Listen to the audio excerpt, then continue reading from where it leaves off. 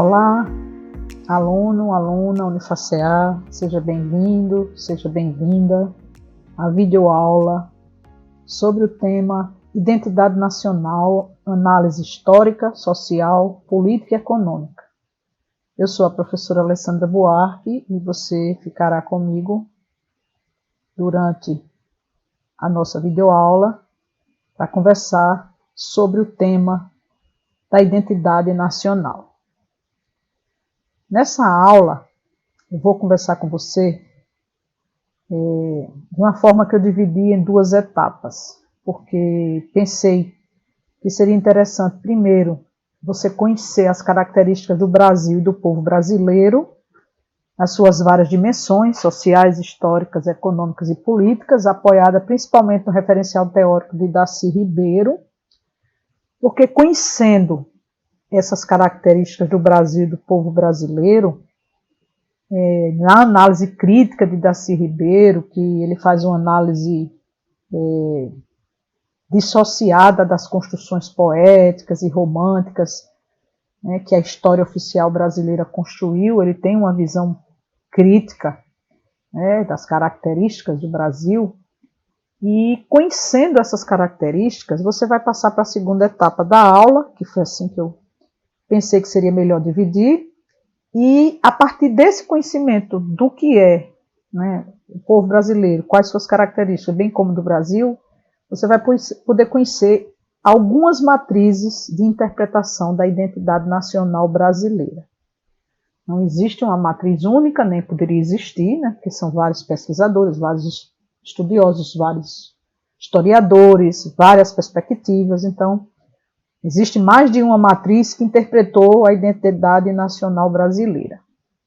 Então, amparado nessas características nacionais, nessa descrição que eu trago, a proposta é que você já inicie a segunda etapa de aula, fazendo a sua própria reflexão das matrizes de interpretação da identidade nacional brasileira. Já lhe digo que são 3 matrizes referenciadas: a matriz pendular, historicista, modernista, que você verá todas elas, e uma quarta proposta já no século XXI, quando se reabre o debate sobre a interpretação da identidade nacional brasileira.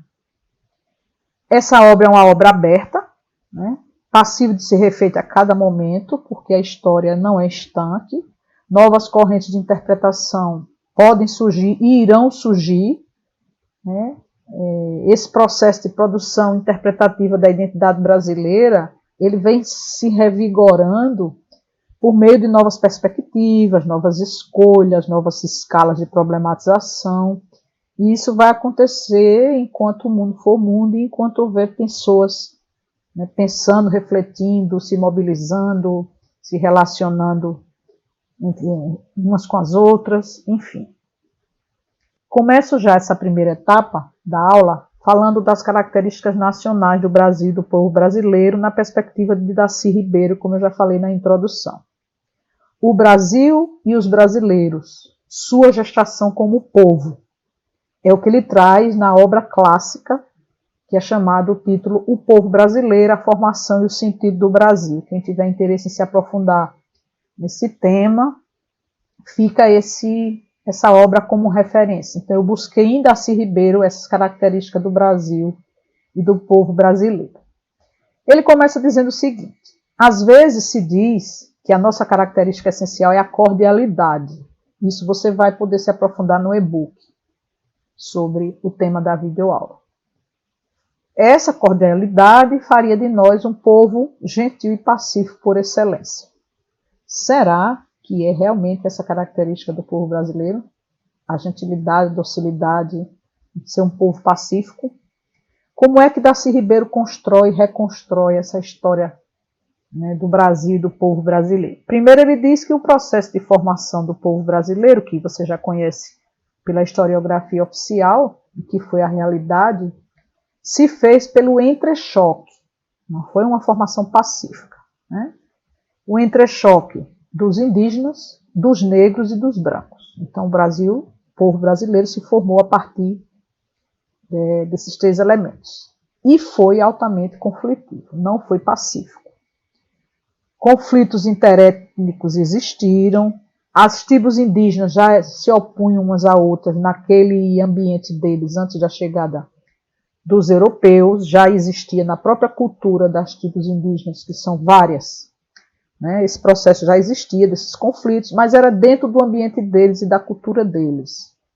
E não tinha maiores impactos, maiores consequências, porque essa disputa dos indígenas não era uma disputa por hegemonia, por território, por posses, né? Era uma disputa entre eles pela própria cultura, não era visando a conquista de algo. Porém, quando os europeus chegaram, tudo mudou. Apesar de ser um grupo pequeno, como conta Darcy Ribeiro, eles eram super agressivos, né, os europeus. E eram capazes de atuar destruindo de múltiplas formas o que já existia, quando eles aqui chegaram. E aí, Darcy Ribeiro aponta que existiam conflitos em vários níveis com a chegada dos europeus. No nível biótico, que era uma guerra bacteriológica que foi travada. Como foi isso? Os brancos, quando vieram de Portugal, eles traziam no corpo várias bactérias, né? E essas bactérias, essas doenças, eram mortais para os povos indígenas. Esse foi o primeiro conflito que se deu. O segundo foi o conflito ecológico, que os europeus disputavam o território com os indígenas, isso não é segredo para ninguém, suas matas, suas riquezas. Conflito no campo econômico e social, pela escravização do índio pelo europeu, a mercantilização das relações de produção, e essas relações de produção de forma mercantilizada articulou os países colonizados, ainda não era país, as terras colonizadas ao Novo Mundo. Então, as colônias eram as provedoras do Velho Mundo, da Europa, com gêneros exóticos, eram os indígenas, né, com ouro e com empregados escravos nativos da África. E um outro conflito que trata Darcy Ribeiro é no plano étnico-cultural, que foi a gestação de uma etnia nova, né, essa etnia misturando brancos, negros e indígenas, terminou unificando a língua e os costumes, tirou o índio da sua forma de vida, né? Desengajou os índios das suas comunidades, também modificou língua e costume dos negros trazidos da África e, ao mesmo tempo, os europeus que aqui chegaram também tiveram modificados os seus costumes. E aí diz Darcy Ribeiro, que eu trouxe para o e-book. Era o brasileiro que surgia construído com os tijolos dessas matrizes à medida que as matrizes iam sendo desfeitas. As autoras Schwartz e Starling chamam a atenção para um traço da identidade brasileira que elas encaram como tendo um lugar cativo na história, que até elas fazem uma analogia com o nó, né, como se fosse um verdadeiro nó nacional, que era a violência encravada na história do Brasil pela marca da escravidão. Eu trago também o autor Fausto, quando ele diz que a escravidão foi uma instituição nacional que penetrou na sociedade brasileira como um todo e condicionou, né, o modo de agir e de pensar da sociedade. Quer dizer, todo mundo tinha vontade de ser dono de escravo. Todo mundo tinha esse desejo. Era sinônimo de posse, sinônimo de riqueza. Todos se esforçavam para isso, até o modesto artesão. O artesão branco que vivia nas cidades também queria ter seu escravo. Não era só, né, a aristocracia burguesa rural. Então, uma outra questão trazida por Fausto é que a condição de ser livre ou de ser escravo estava muito ligada à cor e à etnia. Veja, escravo branco não existia, né?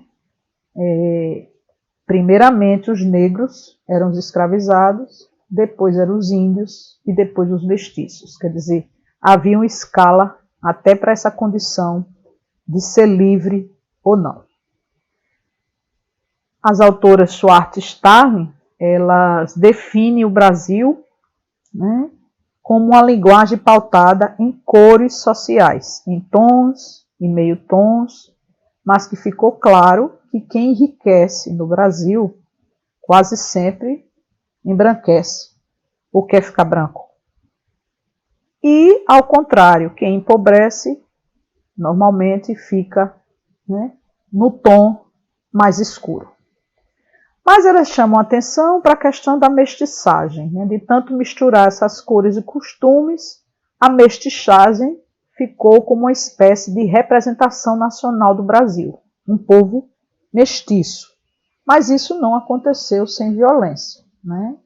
Essa mistura aconteceu a partir de práticas violentas, da entrada forçada dos povos europeus no Brasil, que foi uma invasão, não foi um descobrimento, como você já aprendeu, numa outra perspectiva de leitura da história nacional, culturas e experiências diferentes trazidas para a realidade nacional. Isso tudo foi uma distinção de violência, né? Foi de forma arbitrária, principalmente porque foi resultado da compra de africanos que não vieram para cá de boa vontade. Vieram para cá obrigados. Então, nosso país é mestiço, né, em função dessa mistura de cores, mas que isso não aconteceu de forma voluntária e nem de forma tranquila. Isso foi fruto de muito conflito, de invasão e de muita imposição da cultura europeia. Um outro elemento que a autora Schwarz-Starling, as duas, reforçam que existe outra faceta ainda, além dessa questão das múltiplas cores da mestiçagem, que fazem a cara do Brasil, que é aquela perspectiva de ficar esperando que o imprevisto aconteça. Ela pega, inclusive, em sua obra, que eu também deixei na referência, ela pega um trecho da obra de Lima Barreto, quando ele diz o seguinte: tenazmente ficamos a viver, esperando, esperando. O quê? O imprevisto. Que pode acontecer amanhã ou depois. Quem sabe se a sorte grande ou um tesouro descoberto no quintal. Então elas caracterizam o brasileiro também por essa faceta, né?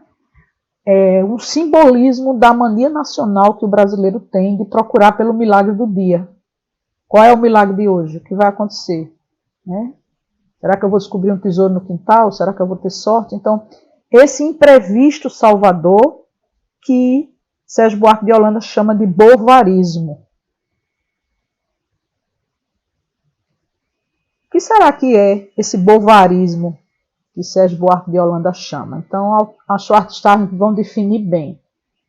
Primeiro, esse termo, né, que Holanda cunhou, tem origem numa personagem famosa lá da França, Madame Bovary, que foi criada por Gustave Flaubert.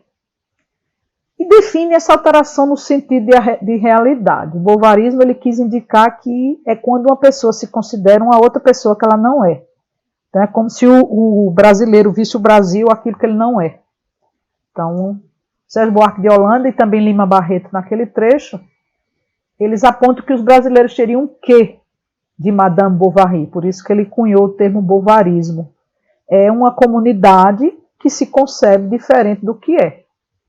Além da outra característica, que é de aguardar que o inesperado altere a realidade. Por isso que essa característica brasileira de sempre conformismo, né, de aguardar que algo aconteça, com pouco movimento para fazer as coisas acontecerem. Uma outra mania local do Brasil, dentro desse conceito de bovarismo, também é de olhar para o espelho e se enxergar diferente. O brasileiro olha para o espelho e se enxerga ora português, ora francês, ora americano, ora mais atrasado que outros, ora até adiantados, mas sempre diferentes. E aí eu lembrei daquela expressão, bovarismo também, é aquela expressão que a gente conhece como síndrome de vira-lata. Que muito se fala que o Brasil tem síndrome de vira-lata em relação aos países estrangeiros. Então vem muito dessa perspectiva, dessa mania nacional de olhar para o espelho e se enxergar diferente.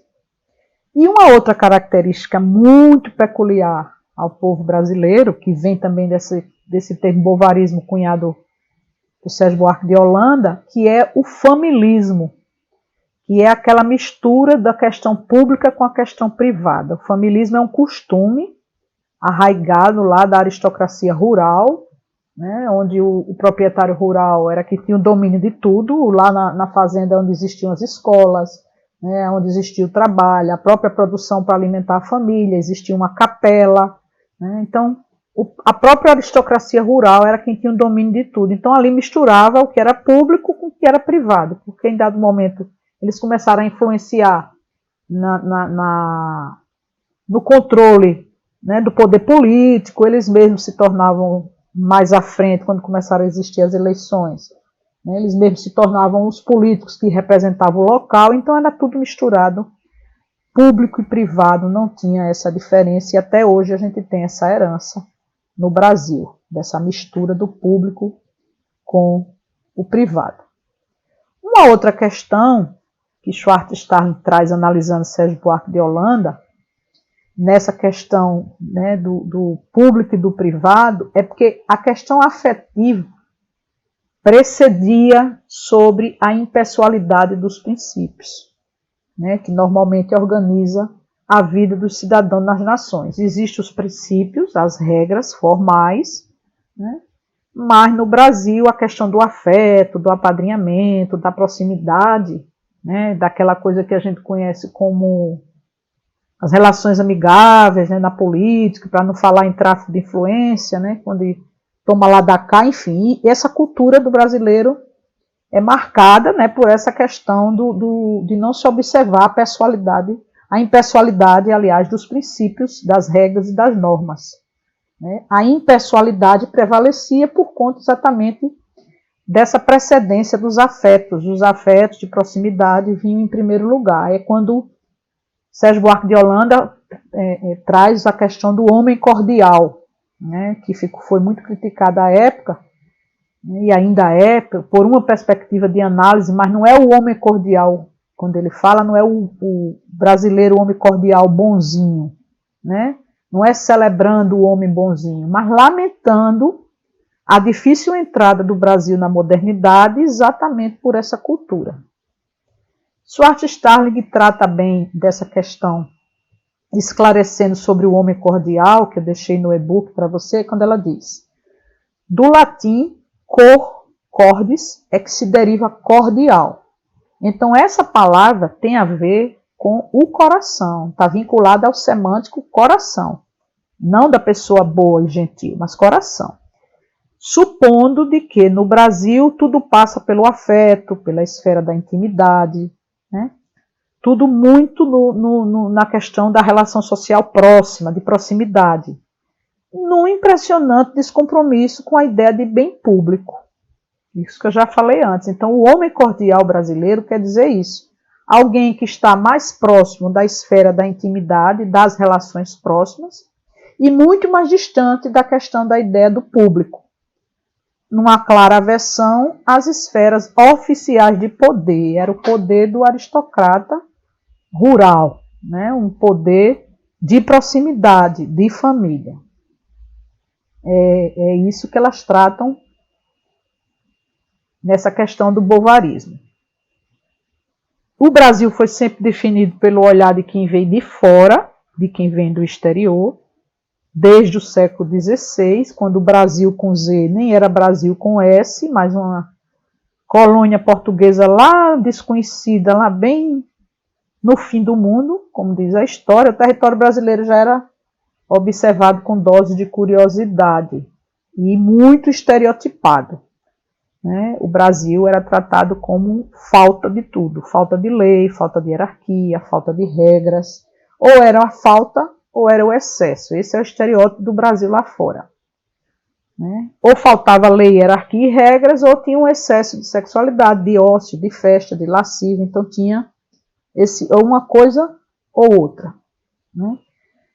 Mas o que de fato existiu, além dessa questão do estereótipo, que é algo marcado por quem vê, quem observa, existia uma profunda distância social, isso é real. Né, pela questão da estratificação de classes. Darcy Ribeiro continua dizendo que o processo de formação do povo brasileiro aconteceu dessa forma de distância social, o antagonismo classista, que é essa estratificação social exacerbada, porque tinha uma camada muito privilegiada de um lado, uma camada muito pequena de gente muito privilegiada, e uma camada imensa de pessoas, o grosso da população, né, que eram as pessoas escravizadas, as pessoas pobres e miseráveis, não muito diferente de hoje, do século XXI. Então, diz Ribeiro, o povo massa, sofrido e perplexo, vê a ordem social como um sistema sagrado que privilegia uma minoria contemplada por Deus, a qual tudo é consentido e concedido. Inclusive o dom de serem, às vezes, dadivosos, mas sempre frios e perversos e invariavelmente imprevisíveis. Então, Darcy Ribeiro está falando como o povão, a grande massa, né, do Brasil, compreende esse grupo muito pequeno, né, de pessoas poderosas. Não é diferente de hoje. O povo massa, com muita influência da igreja, principalmente a igreja católica, que era a religião oficial, né, do país até hoje, embora a nossa Constituição seja laica, o papel da igreja era esse. Né? Você é um grupo, né, que veio para passar por isso, que você veio para ser empregado, que você veio para ganhar pouco, por sofrimento, e que aquela pessoa, aquele grupo de pessoas privilegiadas, elas são privilegiadas porque foram contempladas por Deus, que Deus as fez assim para elas serem bondosas, dadivosas, caridosas. Essa é a imagem, né, que foi incutida no povo brasileiro e que até hoje ainda somos dessa forma, né? Nessa maioria de pessoas no Brasil, pobres e miseráveis, e uma concentração de renda muito pequena, né, de milionários, e quando que a grande massa trabalhadora e os pobres enxergam isso como Deus quer. Foi o poder de Deus, e porque Deus quis um grupo muito pobre, miserável, passando fome, e um outro grupo de bilionários que fazem as doações e as caridades para aquelas pessoas que são as menos favorecidas. Aqui eu trago uma questão sobre a cidadania, porque não há como falar na evolução do povo brasileiro, na formação do Brasil, das características do povo brasileiro, sem falar de cidadania, né? Então, mais de 5 séculos da existência do Brasil, nós ainda nos encontramos construindo a nossa cidadania, como aponta as autoras Schwartz e Starling. Nós não temos uma cidadania construída, nós temos excluídos, né, da cidadania. Ainda hoje nós temos. Então, a Lei Áurea, que livrou os escravos, né, do cativeiro, libertou os escravos, foi um ato de governo, mas não foi uma dádiva, uma concessão, como a história quis nos contar. A Lei Áurea veio de pressão popular, veio da luta dos escravos, dos abolicionistas, foi uma pressão. Mas ela não foi muito ambiciosa para prever aqueles escravos inseridos nos direitos de cidadania. Simplesmente eles foram libertos, mas eles não tiveram a contraposição, né, dos direitos de cidadania. Ficaram vagando em trabalhos subhumanos, né, para poder ter o que comer. Então vejam como era a situação. Grandes proprietários rurais no Brasil, donos de imensos latifúndios, isolados, porque as cidades ainda nesse tempo não eram povoadas, é como hoje a gente conhece as cidades, digamos, uma analogia para que você tenha mais proximidade naquilo que eu estou falando. Hoje você mora na cidade e você tem uma casa de veraneio na praia, por exemplo. Então, tudo se concentra na cidade e na casa de praia você vai no final de semana. Naquela época era o inverso. Tudo se concentrava no campo rural e vinham para a cidade eventualmente. Então, esse grupo de grandes proprietários rurais sempre foi uma realidade. Eles eram donos de propriedades que podiam ser do tamanho de uma cidade. Eram autoritários, eram personalistas, então eles mesmos enfraqueciam o poder público. Eles não estimulavam as instituições fortes, né? Desestimulavam a luta por direitos.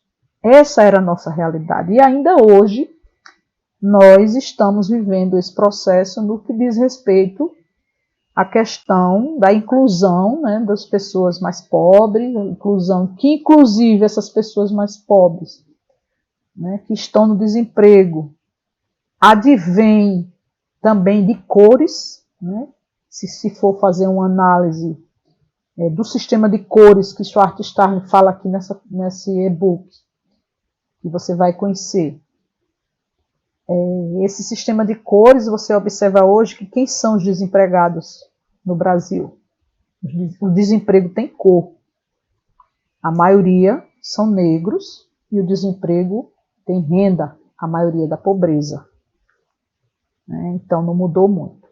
No campo econômico, a característica do Brasil, lembrando que nós estamos tratando da característica do Brasil e do povo brasileiro, nessa primeira etapa da nossa videoaula, o Brasil é um produto da implantação de 4 ordens. Existiam 4 ordens empresariais que formataram a característica brasileira. Primeiro era a empresa escravista, né, que eram os donos das grandes plantações de café, de açúcar, os grandes proprietários rurais. Uma outra era a missão jesuítica, né, que não deixava de ser uma empresa, porque eles plantavam, eles colhiam, né, eles vendiam, era uma empresa. As microempresas, que eram empresas de subsistência, né, que vendiam aquilo que não se produzia na empresa escravista no grande latifúndio, que era para consumo interno, eram as microempresas, que é a empresa de subsistência, que foi a que, né, formatou o Brasil de hoje que a gente conhece. E o núcleo portuário, que foi a 4ª grande ação empresarial que formou o Brasil, que eram os banqueiros, os armadores, que eram os construtores de navios, das grandes embarcações, e os comerciantes de importação e exportação.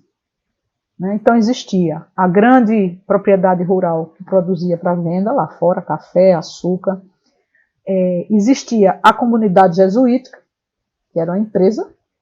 Existia as microempresas, que era produção para consumo interno, consumo no dia a dia, inclusive dos grandes fazendeiros, né? E aqueles que eram os donos do dinheiro, né? Donos de bancos, que produziam e construíam navios, enfim. Além dessas 4, existia a parte, né, do patriciado burocrático, pessoas ricas, com dinheiro, né, que era a parte burocrática, que era a burocracia civil, a militar e a eclesiástica. A burocracia civil eram os funcionários públicos, a burocracia militar cuidava da segurança, né, e a eclesiástica, que era a igreja. E aí Ribeiro, que é um outro autor que eu trago no e-book, ele nos diz o seguinte: toda a vida colonial era presidida e regida pela burocracia civil, né, que cuidava de juízes, os funcionários públicos e a militar. Então, a burocracia civil e a militar que cuidava da segurança. E ao lado deles dois estava a burocracia eclesiástica, que era a igreja, né, dona de grandes latifúndios, de grande propriedade. A igreja se dizia servidores de Deus, consagrando e dignificando os que se ocupavam dos negócios terrenos, mas também captando a maior parte dos recursos que ficavam na terra. Ocupava os recursos dizendo que a ocupação daqueles recursos, e aí vem as cruzadas que a gente conheceu, né? Tudo isso, né, entre aspas, dizendo para o povo que era para exaltar a grandeza de Deus na terra, né? Tudo em nome de Deus. Então, essa classe dominante brasileira foi sempre prodigiosa para recrutar e reformar agentes aos milhões. Essa classe foi quem dominou, né, e definiu, inclusive, a configuração de família da época. A configuração de família nesse domínio, né, desses grupos, à época, é o modelo que nós temos até hoje, que é o modelo patriarcal. O homem era o senhor soberano da família, era o patriarca. Era sempre uma família grande, constituída por parentes de sangue e afins, também tinham agregados, protegidos, inclusive os escravos. Os próprios escravos eram batizados, né, por esses senhores de engenho, bastante interessante essa relação. Então, o homem, a figura masculina, era quem chefiava a família, à época do Brasil colônia. Bom, passada essa primeira etapa da aula, que foi você conhecer as características do Brasil e do povo brasileiro, eu entro agora na segunda etapa da aula, que é para você conhecer as matrizes de interpretação da identidade nacional. A primeira matriz de interpretação é a matriz movimento pendular.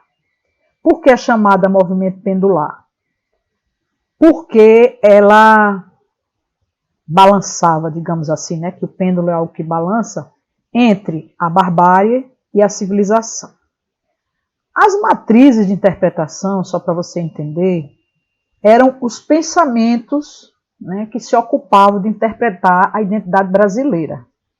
Existiam grupos, que você vai perceber no decorrer da história, que enxergavam a identidade brasileira de um jeito ou de outro. Aí a partir de padrões e de culturas, de imaginação, né, e nisso os escritores, a literatura brasileira teve muita influência, né, nesse pensar.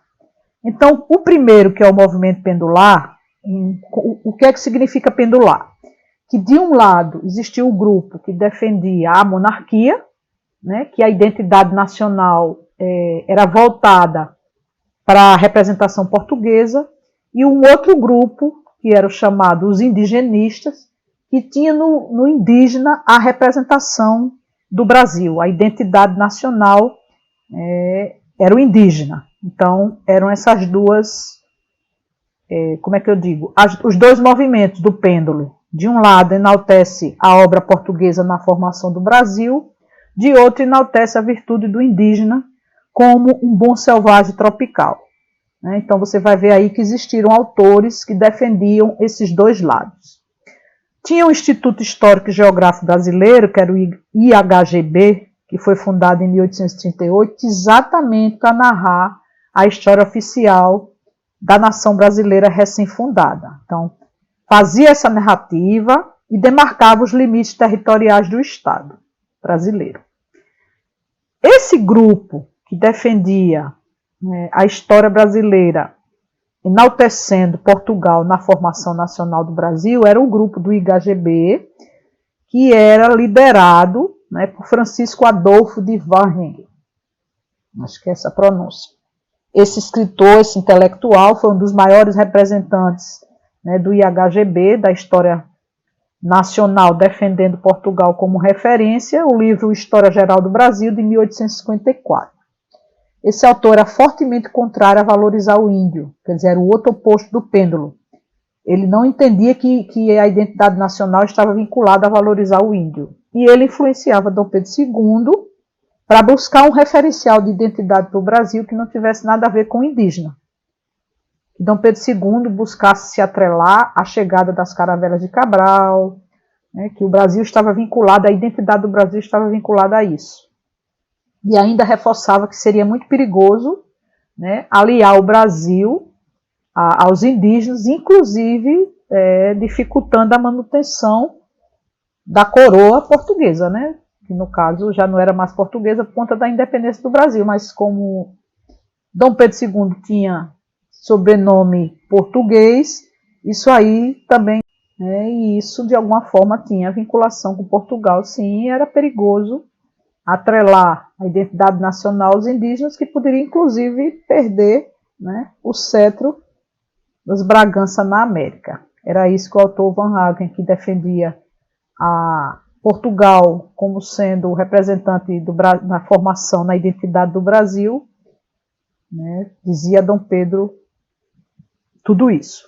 Inclusive, o Van Hagen, que era o intelectual principal do IHGB, ele era um dos grupos que elogiava as características né, da monarquia, do catolicismo, da centralização de poder nas mãos do imperador, né, enfim, a defesa dele era desse lado. Do outro lado do pêndulo estavam os indigenistas, né, que advogavam que a figura dos indígenas é que tinha que representar a identidade nacional do Brasil. O principal representante dos indigenistas era o escritor José de Alencar. Você deve lembrar na época de escola, né, de ter lido Iracema, de José de Alencar, o Guarani. Então foram obras dessa época, né, do movimento indigenista. Era o Brasil sendo identificado, né, como o indígena como herói nacional. Teve também a Confederação dos Tamoios, que foi um poema épico de 1856, de Gonçalves de Magalhães, né, quando o indígena também era muito valorizado como uma temática nacional. Depois veio o outro poeta, Gonçalves Dias, com o poema Ijucapirama, que em Tupi-Guarani quer dizer o que há de ser morto, retomando o tema do canibalismo indígena, mas como a bravura do herói guerreiro, quer dizer, era o indígena como um herói, como um guerreiro. O Iracema, que foi publicado em 1865, escrito por José de Alencar, que foi que revolucionou a temática e a linguagem da literatura brasileira, que antes disso era muito apegada ao que Portugal definia e delimitava. E tem um traço interessante desse romance Iracema, que Schwartz e Starling falam, é que incorporava, o romance incorporava o anagrama da América, que trocando e invertendo as letras, fica escrito Iracema. Porém, essa representação do grupo indigenista não trazia, né, a representação do índio que se conhece na história, né? Sacrificado, dizimado. O indígena que representava a identidade nacional brasileira era o indígena bonzinho, o indígena herói. Esse, né, é que foi a representação do país a partir do indígena. A gente sabe que, você sabe que não foi assim que aconteceu, né? É importante lembrar, quando você já sabe, como disse Darcy Ribeiro, que o povo brasileiro surgiu do entrechoque dos índios, dos negros e dos brancos, você percebeu tanto que Van Hagen quanto os indigenistas, José de Alencar, não trataram dos negros. Trataram dos indígenas, trataram dos portugueses, dos europeus, né, ambos, cada um do seu lado, defendendo a identidade nacional a partir desses dois elementos, mas esqueceram dos negros. Quer dizer, os negros não foram incluídos na perspectiva de interpretação da identidade nacional brasileira. Como disse o Schwartz e Starling, a saída foi mesmo esquecer a escravidão e idealizar os indígenas. Só que os indígenas, você sabe, que foram dizimados, né, nas florestas, escravizados, mas quando eles apareciam nos romances, eram, né, como representação do nacionalismo. E nesse ponto, quando se questiona, né, o fato dos escravos, os negros, não aparecerem nas obras que influenciavam a interpretação da identidade nacional brasileira, surge Castro Alves, o poeta abolicionista. Aí pronto, então Castro Alves agora vai escrever suas obras voltadas para que o negro seja o representante também da identidade nacional brasileira. Castro Alves era negro, né, poeta, abolicionista, e parecia ser a pessoa certa, né, para esse papel. Mas não foi o que aconteceu. Muito embora, né, ele tenha representado um papel importante para sensibilizar a burguesia da época, né, para a importância e para a necessidade da abolição, ele descreveu um negro que não correspondia com a diversidade e a riqueza cultural desses negros que vieram para o Brasil. A crítica que foi feita a Castro Alves é que ele descrevia um africano habitante em outro lugar, diferente daquele que veio para o Brasil. Era um africano lá mais perto do deserto do Saara, mais para a beira do Mediterrâneo. E quando a história conta que os africanos que vieram para o Brasil vieram da bacia do Congo, mais da região costeira. Então, de fato, ele tentou fazer um trabalho, mas não foi o trabalho esperado no sentido de descrever os negros como representantes da identidade nacional brasileira. Muito embora haja diferença entre Van Haga, José de Alencar e Castro Alves, né, nas suas representações da identidade brasileira, eles convergiam para um ponto em comum, que era o Brasil voltado para fora. Era o Brasil querendo se ver no espelho da Europa. Isso vem muito de Dom Pedro II, e nessa construção do nacionalismo brasileiro, ele tinha muita a ideia de o Brasil ser um representante da Europa, né? Ser uma Europa no continente americano. Tinha muito isso dele, e isso ficou muito forte. Uma outra matriz de interpretação é a matriz historicista. Já é um outro grupo pensando, né, que a história registrou, como interpretar a identidade nacional. Essa matriz se consolidou mais nos últimos 30 anos do século XIX. A primeira matriz, né, foi mais no início do século XIX, os meados do século XIX, 1865, 1868. Essa segunda matriz já é mais para o final do século XIX, que tinha o historicismo, né, o poder de diferenciação do tempo histórico como principal elemento. Essa segunda matriz foi a que fomentou o início da crítica à presença de Portugal como reflexo da identidade brasileira. Aquela primeira defesa lá da outra matriz pendular, de que Portugal, né, a presença lusitana era referência da matriz de identidade brasileira, nesse caso já começava-se a criticar Portugal como referência. Nessa perspectiva historicista, foram relidas contribuições de diferentes povos para formar um eu nacional, um eu híbrido, que carregava traços antigos, diferentes da origem, mas ele próprio original. Então seria uma mistura, né, da contribuição de diferentes povos. Não seria nem o indígena sozinho e nem o português sozinho como representando a identidade nacional, mas as contribuições de diferentes povos. O autor Paredes, ele ressalta como muito importante esse critério da historicidade. Ele destaca que é um veículo norteador do entendimento da identidade nacional brasileira. E também a compreensão da história como processo linear, sempre em evolução.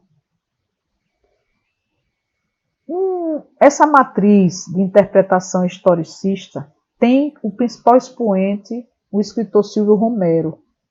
Em 1880, veja que já mais para o final do século XIX, ele editou um opúsculo chamado A Literatura Brasileira e a Crítica Moderna, quando ele manifesta abertamente a sua inconformidade da proposta da identidade brasileira, né, que se propunha a proposta do romantismo, no caso lá para trás, Van Hagen e José de Alencar. Ele criticava a postura que ia ou cantar o caboclo, que era a questão do mestiço, do indígena, né? Aí ele já inclui o negro, porque também vem lá de Castro Alves, ou seguir o português. Silvio Romero não se conformava com essa proposta estética de um ou de outro. Então, o que balizou essa geração de Romero com essa matriz de interpretação da identidade nacional historicista foi a construção de uma evolução de entendimento do Brasil em contraste a Portugal, e durante todo o século XIX isso foi reverberando nas mentes, né, principalmente dos escritores brasileiros. Era mais ou menos como o darwinismo, né? Ele tinha muita influência do darwinismo, que era a época da teoria de Darwin, e era mais ou menos uma seleção natural coletiva que ele via a identidade nacional brasileira. Era mais ou menos dessa forma. E evoluindo, né, e no confluxo de vários traços coletivos ia se formando essa identidade. E foi aí exatamente que surgiu nessa matriz a figura do mestiço. Romero tem uma obra em 1888 chamada A História da Literatura Brasileira, que é uma obra clássica destacada, né, nesse estudo da matriz historicista, que foi escrita poucos dias antes da abolição da escravatura. O que é que ele advogava nessa matriz de identidade nacional? Ele advogava uma teoria da história nacional que demonstrasse a marcha evolutiva, por meio de estudo de fatos, para abrir largas perspectivas na direção do futuro. Então, ele deixava algo aberto em evolução. Paredes, o autor que eu trago também, ele classifica que o brasileiro na construção do século XIX é tudo aquilo que se afasta do português. Então, o que ficou marcado nessa matriz de interpretação historicista é isso. O brasileiro é tudo que não é o português. Ele também avalia, além dessa questão que ele traz da conjunção, né, de várias, de várias conformações para criar a identidade nacional, ele traz também a análise da obra de Manuel Bonfim, ele que eu falo é o autor Paredes, que é a obra América Latina, Males de Origem, que é uma outra perspectiva, é uma outra alteridade, né, uma outra relação de alteridade que ele traz para interpretar a identidade nacional. O que é que diz esse livro? Ele problematiza a identidade brasileira no âmbito dos povos latinos-americanos. Ele já vai para o continente maior. Por quê? Porque o Brasil, unindo-se aos demais povos americanos, ele passou por essa conquista e exploração do seu território, né, pelos colonizadores. Então, tem o mesmo traço de vítima dessas conquistas e dessa exploração europeia. Então, por isso que essa matriz também se liga aos povos americanos. A matriz desse autor Bonfim, né, que entende que o brasileiro deve ser entendido dentro dessa escala latino-americana, não só vista como o Brasil do indígena, do português, mas dentro de uma escala maior. Certo? E um outro elemento que também está dentro desse contexto da historicidade é a relação entre a Europa e a América Latina, que ficou conhecida como o parasitismo ibérico. Esse mesmo autor, Manuel Bonfim, ele foi um defensor dessa teoria do parasitismo, né, apontando para a herança portuguesa, quer dizer, o parasitismo das colônias em relação ao colonizador. E aí ele define como um mal de origem brasileiro esse parasitismo. Concluindo essa análise da matriz de interpretação historicista, o que é que diz Paredes, o autor Paredes? Culpar o português pelos nossos males, nessa matriz de interpretação da memória, essa matriz historicista, foi uma atitude muito ajudada pela força do darwinismo. Lembra que eu falei do darwinismo social, da teoria da evolução? Então foi muito ajudada, né, por essa teoria das últimas décadas do século XIX até as primeiras do século XX, porque ele diz o seguinte: o povo brasileiro foi aquilo que se adaptou ao novo ambiente, foi aquilo que foi possível se manter a partir de uma seleção natural. Nós, o povo que restou, o povo brasileiro, né, é fruto daqueles que foram os mais aptos na seleção natural. Não a seleção natural da natureza, como a gente conhece na teoria de Darwin, mas a seleção natural da memória histórica nacional. Então, o que ficou dessa memória de povo para ser interpretada como identidade nacional foram aqueles mais aptos nessa seleção natural. Mas isso, né, essa matriz foi se modificando e na década de 30 surgiu uma outra matriz de interpretação da identidade nacional, que foi a matriz modernista, que se firmou nos princípios do século XX. Essa matriz tem muito de interferência da Semana de Arte Moderna, de 1922, e da Era Vargas. né? A Semana de Arte Moderna foi bastante conhecida e aconteceu em 1922. Inclusive, a data, uma curiosidade, da Semana de Arte Moderna foi escolhida exatamente para marcar o centenário da independência do Brasil, né? Que era uma matriz muito modernista, muito nacionalista. Teve esse apoio de Tarsila do Amaral, de Oswald de Andrade, né, dos vários escritores, autores, poetas dessa Semana de Arte Moderna. Então, a identidade nacional brasileira, nesse período de 30, começou a ser identificada no contexto da mestiçagem.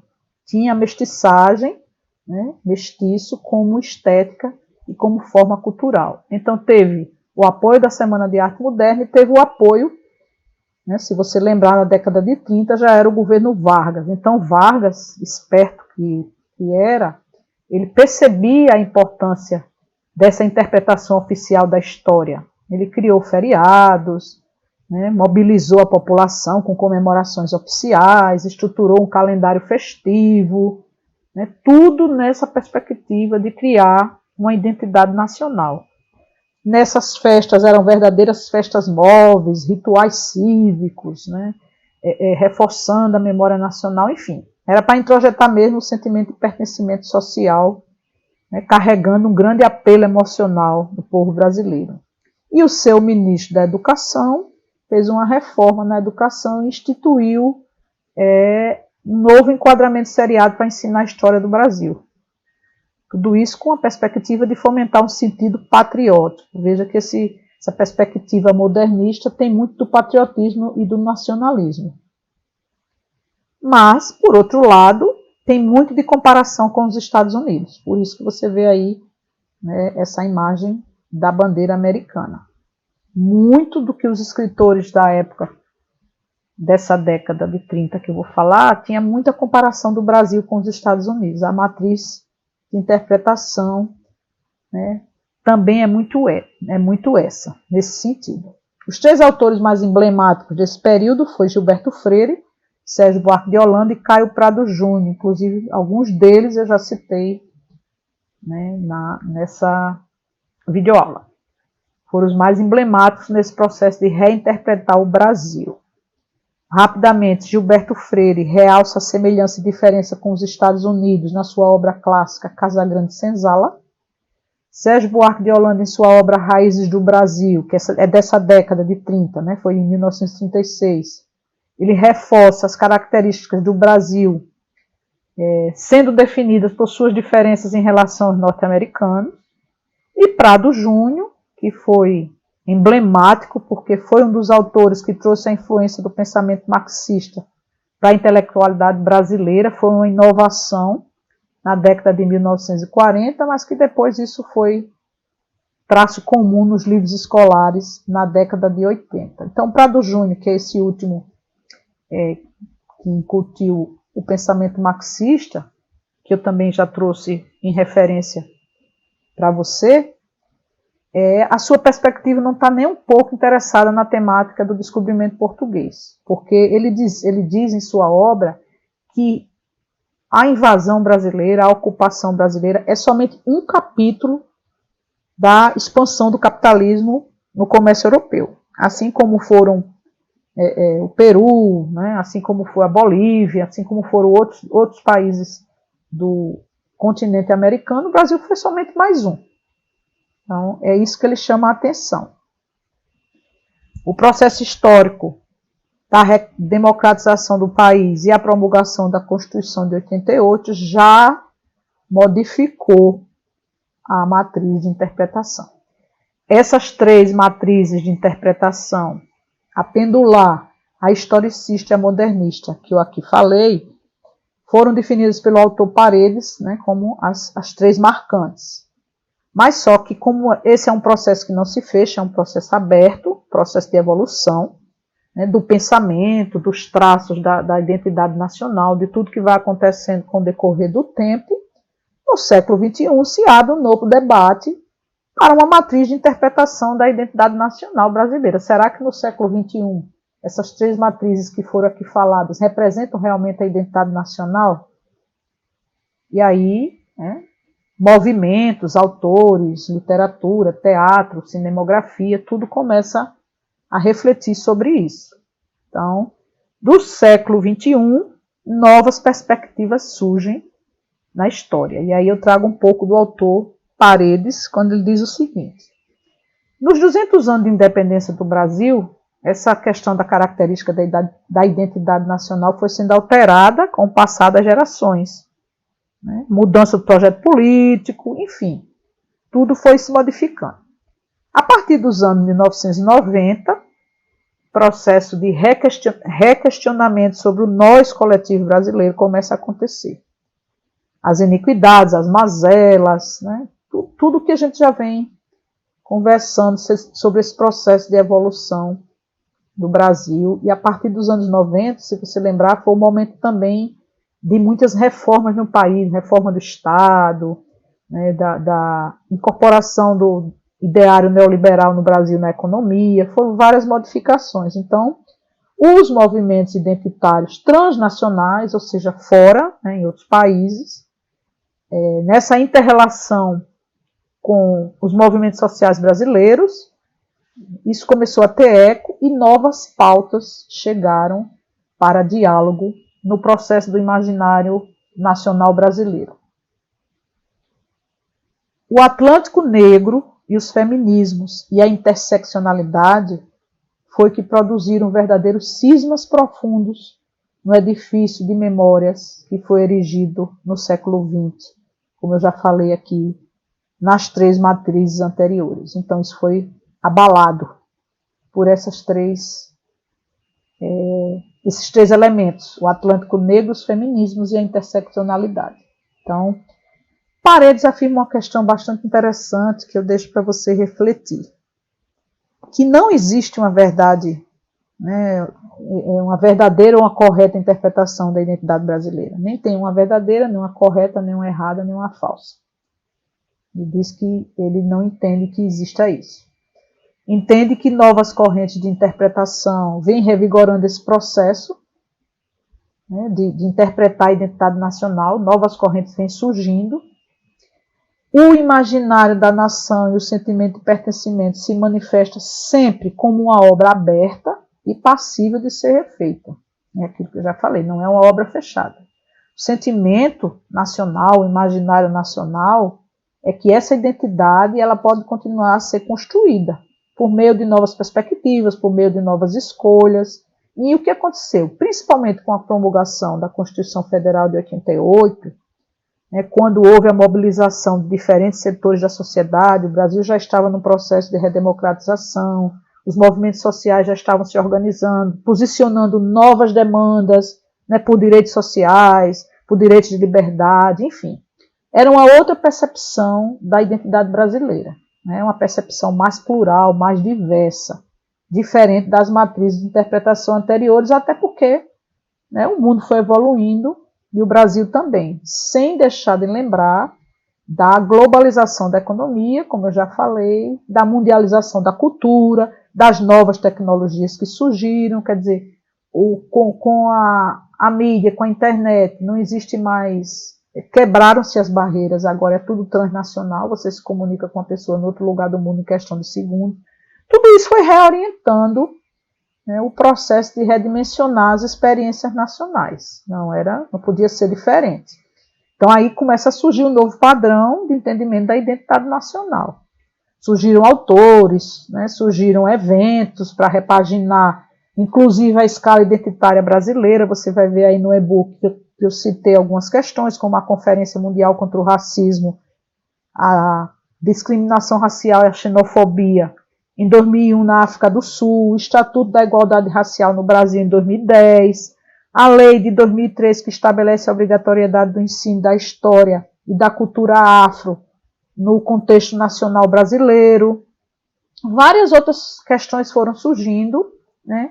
E em função do movimento dessa lei, do ensino de história, teve um outro redescobrimento do Brasil, como fala o autor Paredes, que foi um movimento que teve início nos congressos afro-brasileiros entre 34 e 37, lá atrás, mas que mobilizaram uma disputa para que na interpretação do conceito de raça e nação no Brasil fosse incorporadas as contribuições africanas. Então, a partir daí, o conceito de raça e de nação incorpora a contribuição dos africanos na formação do Brasil. Né? Enfim, foram várias perspectivas que eu deixo para você refletir lendo o e-book. Tem a questão do escravismo também, a problematização do escravismo, né, o reconhecimento de inúmeros vínculos culturais da formação africano-brasileira, vão dando um outro tom à história nacional, e isso foi construindo uma nova matriz, né, vem construindo, na verdade, porque é um processo aberto, uma nova matriz de interpretação da identidade nacional. Então, passados pouco mais de 2 décadas do século XXI, todo o edifício dessas interpretações produzido nos últimos 200 anos está passando por mais um processo de recomposição. Então, você observa que várias influências, né, aconteceram já no século XXI para a reconstrução ou a construção de uma nova matriz de interpretação da identidade nacional brasileira. E chegando ao final da nossa videoaula, nesse resumo é para lembrar o que você aprendeu aqui, que você resgate na sua memória o que você aprendeu nesse percurso dessa aula. Identidade nacional, análise histórica, social, política e econômica. Você conheceu as características do Brasil e do povo brasileiro, as dimensões sociais, históricas, econômicas e políticas, quando eu trouxe a análise da Darcy Ribeiro. Aprendeu que existem várias matrizes de interpretações da identidade nacional, as 3 primeiras, que foi a pendular, a historicista e a modernista. Né? Não existe uma interpretação correta ou verdadeira, e essas interpretações da identidade nacional, que vão sendo produzidas ao longo dos anos, elas são um campo aberto para novas configurações, até porque no século depois da Constituição, depois da década de 80 até hoje, vem se construindo uma outra perspectiva para interpretar essa identidade nacional. Então, ela pode ser refeita a qualquer momento nesse processo de transformação da sociedade, por meio de novas escolhas, perspectivas e novas escalas de problematização. Chegamos ao final da nossa videoaula. Eu agradeço a você pela presença, por ter ficado até o final ouvindo a nossa explanação. Deixo para você as referências, né, de formatação do e-book dessa aula, que você faça a leitura do e-book, porque você vai realizar uma atividade amparada, construída com base no e-book. Então, você tem as referências aí para você fazer a leitura do material e também as leituras complementares que eu deixei para você. Eu agradeço e até uma próxima videoaula.